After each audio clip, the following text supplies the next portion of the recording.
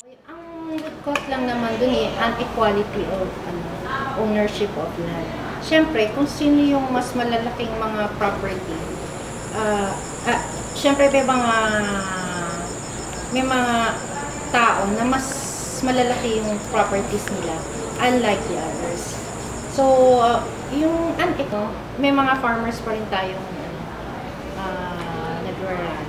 Hindi naman mawawala yun. Nakikita naman natin na ang layo ng agwat between the mayayaman and yung mahihirap.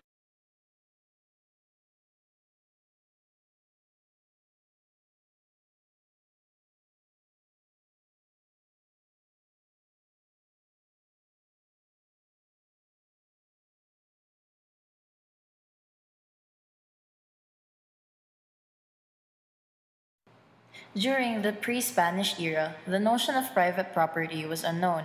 The land owned by the community was called the barangay.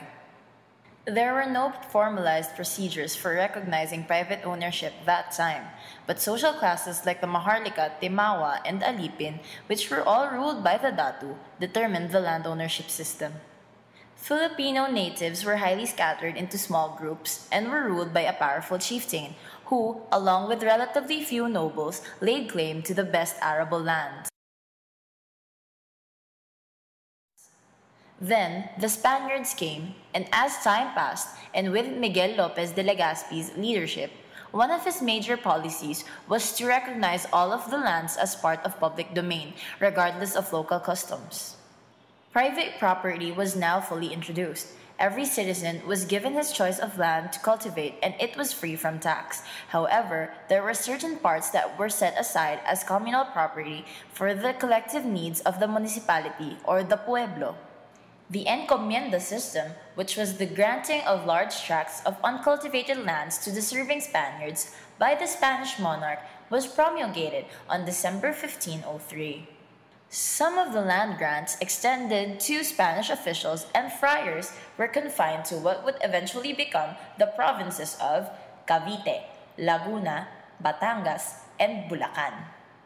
Another process that was promulgated back then was the caciquism, or the collecting of taxes. The caciques, which were considered as the landed class where the gobernadorcillo also came from, were given the privilege of collecting the taxes.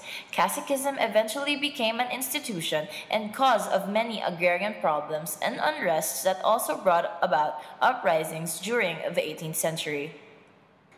The Spanish impositions, such as the tributes, the polo, or forced labor, and the encomienda system, or land grant, was said to be some of the major sources of conflict and rebellion at that time. Then, the 19th century came. The Spanish government issued two royal decrees that urged landowners, whether caciques or peasants, to secure the legal title of their land. These were the 1880 decree and the 1884 decree, which was the Maura law, that granted landowners 1 year to secure legal title of their land, or else suffer its forfeiture.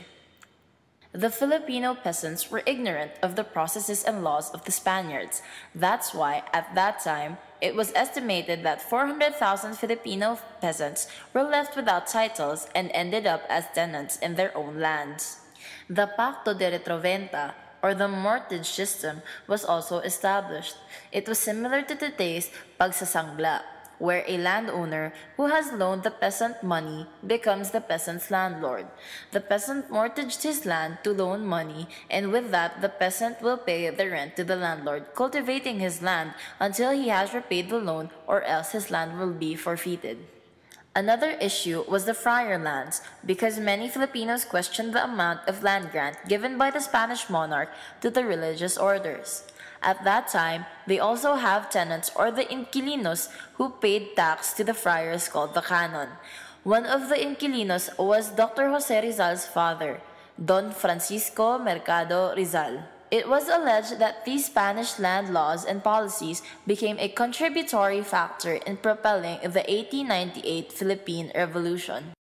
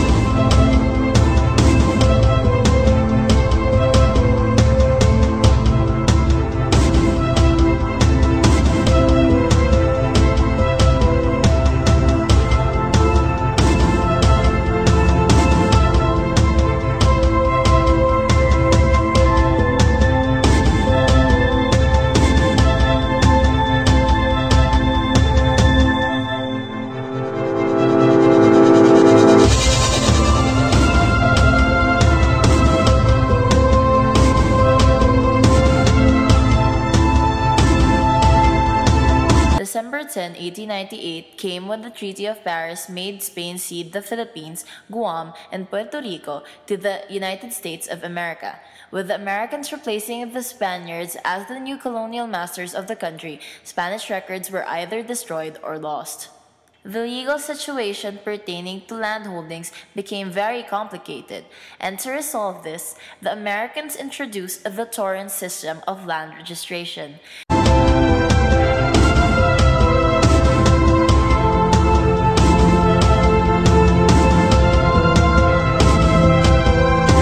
The system introduced by Sir Richard Torrens. There were other land-related laws introduced by the U.S. government.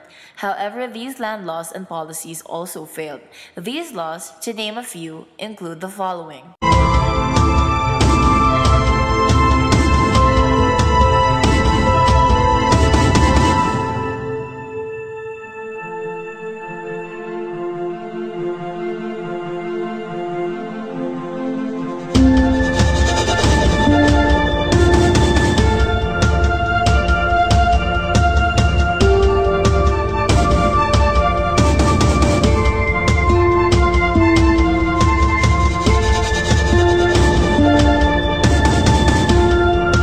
When the Commonwealth government was established, President Manuel Luis Quezon implemented the Rice Share Tendency Act of 1933, or the Act number 4054. This act was established to regulate the share tendency contracts by establishing minimum standards. Primarily, the act provided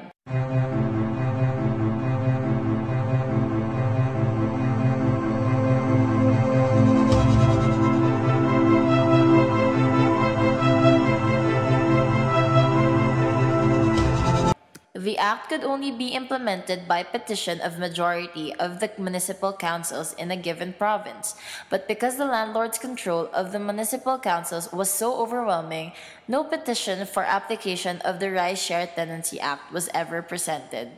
During the Japanese occupation, the Hukbong Bayan Laban sa Hapon, or Hukbalahap, led by Luis Taruk, carried on elections, established shadow government, expropriated lands of collaborators, and took crops for division among the peasants to be able to solve the continuing peasant struggle for agrarian reform during the war. My intention or objectives as the commander-in-chief of the Huk movement and then as national leader of the peasants of the Philippines was to see a truly broad democratic participation of the masses to bring about land reform in our country, to bring about a truly independent nation, but maintain our close friendship with that good America I have always admired. It was my intention, land reform, good government, and a truly democratic Philippines. I'm now wondering why I suffered so much like that, including my people or my members, to be misunderstood and persecuted. In 1946, President Manuel Rojas proclaimed the Rice Share Tendency Act of 1933, effective throughout the country, but problems of land tenure continued. Among the remedial measures enacted was the Republic Act No. 34 of 1946, or the Tenant Act, that provided for a 70-30 sharing arrangement and regulated share tenancy contracts. This resolved the ongoing peasant unrest in Central Luzon. With President Elpidio Quirino's term, he announced two main objectives of his administration: economic reconstruction and restoration of faith and confidence of the people in the government. Even though he did not make any agrarian reform law, he continued the agrarian reform law of his predecessor with little success. Agrarian unrest persisted, particularly in Central Luzon, that was also said to be a factor to the unpopularity of the Quirino administration. During the President Ramon Magsaysay's administration, he signed two land-related bills: the Agricultural Tenancy Act of 1954, or the RA 1199, and the Land Reform Act of 1955, or the RA 1400. He also pursued a resettlement program, which is the NARA, or the National Resettlement and Rehabilitation Administration, or the RA 1166.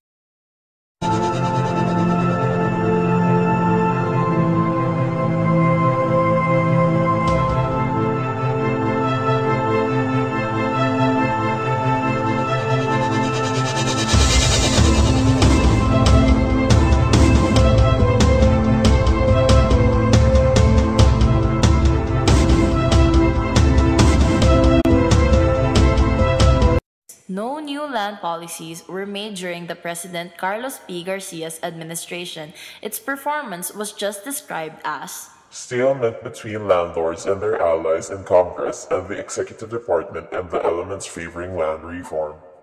President Diosdado Macapagal sought the outright abolition of shared tenancy with the passage of the Agricultural Land Reform Code, or the RA 3844 of 1963. The code provided for purchase of private farmlands to distribute them in small lots to landless tenants on easy terms of payment. The retention limit was lowered from 300 to 75 hectares. However, in 2 years after the code was implemented, no land was being purchased under its terms and conditions because of the peasants' inability to purchase land. President Ferdinand Marcos continued the Agricultural Land Reform Code of Macapagal, but the purchase of land and redistribution was faster compared to that of Macapagal's last 2 years of administration. On September 10, 1971, the Congress passed further amendments to the code due to peasant demonstrations. Some of the new amendments were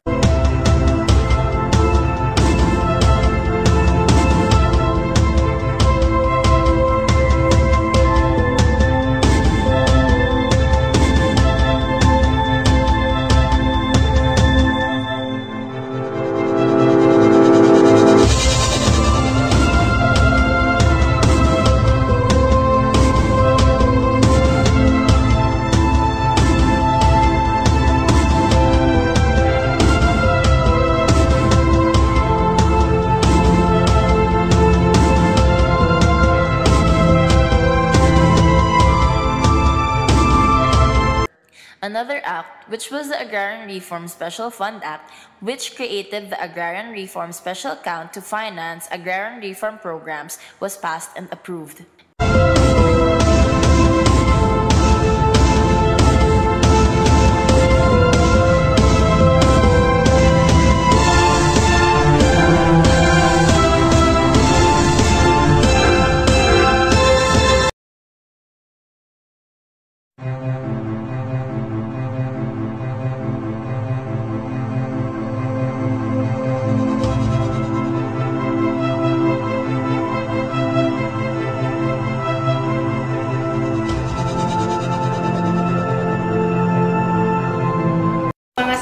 During the Spanish time, ang mga naghahari-harian sa atin noon are the friars. So, may mga privilege sila. So, karamihan ng mga agricultural land na naibigay noon, nasa simbahan or land-owner relationship. Umuupa lang ang farmer ng lupa, portion of the lupa or the whole lupain, itsasaka niya yon para yung babayaran niya yung farmer, yung landowner through the produce. Magsahati sila, dati 50-50, tapos naging 75-25. Dati magkahati lang sila. Yung lahat ng produce na makukuha doon sa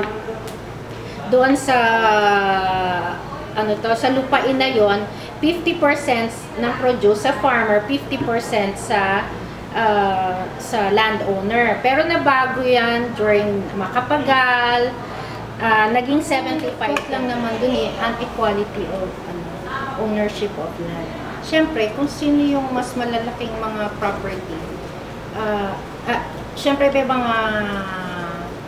mga tao na mas malalaki yung properties nila, unlike the others. So, may mga farmers pa rin tayong